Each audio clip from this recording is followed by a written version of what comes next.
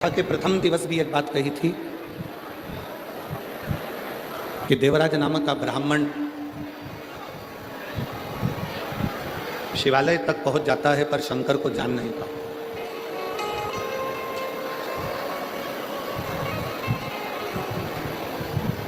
जैसे कोई संत, कोई साधु, कोई सन्यासी, कोई तपस्वी, कोई साधक, कोई उपासक अपने नज़दीक में रहते हैं और आप और हम उन संत को पहचान नहीं पाते। हम उन साधु को, हम उन तपस्वी को, हम उन साधक को, हम उन भक्त को जान नहीं पाते।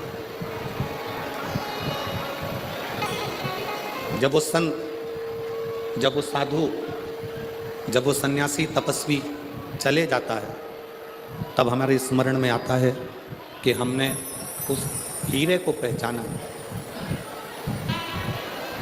हमने उसको जाना नहीं।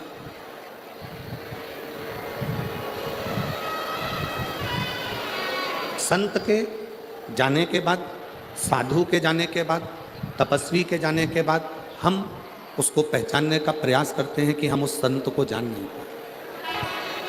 एक बात बताइएगा रतनगढ़ वाली जीजियों और रतनगढ़ के जितने जीजा बैठे हैं वो, दीपक जल रहा है, दीप जल रहा है, उसको घी की जरूरत है। अब जलते हुए दीपक को घी की जरूरत पड़ती है। जलते हुए दीपक को घृत की जरूरत है, जलते हुए दीपक को घी की जरूरत पड़ रही है।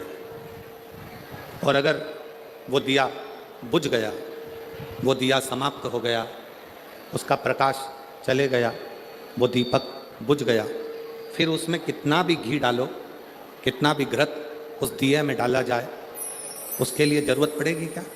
जम के बोलो जरा। अगर दीपक जल रहा है, दीप जल रहा है, दीपक प्रकाशित है, तो उसमें घी की ज़रूरत पड़ती है और घी उसमें डाला जाता है। दीप बुझने के बाद, दीपक का प्रकाश जाने के बाद आप उसमें कितना भी घी डालिए, कितना भी घृत डालिए, उसकी कोई मूलता नहीं, उसकी कोई महत्वता नहीं। उसी तरह जब संत, साधु, गुरुजन, तपस्वी जन, साधक जन, उपासक जन हमारे करीब में रहते हैं तब हम उन्हें पहचान नहीं पाते, हम उन्हें जान नहीं पाते।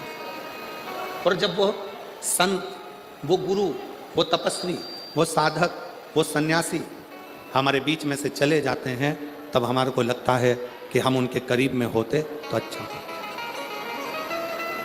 शिव महापुराण के महत्तम में जिस देवराज ब्राह्मण की कथा का महत्व कहा गया है, वो देवराज नाम का ब्राह्मण, ब्राह्मण कुल में जन्म लेने के बाद भी ब्राह्मण कर्म से वंचित है।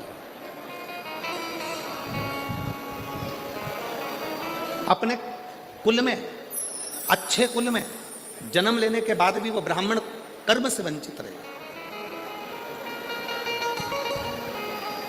और एक बात हमने पहले भी कही, आज फिर कहते हैं रतनगढ़ की इस भूमि पर, आपका भाग्य आपके कर्म को नहीं बदल सकता, आपका भाग्य आपके कर्म को नहीं बदल सकता। पर एक बात निश्चित है, आपका किया गया कर्म आपके भाग्य को जरूर बदल सकता है।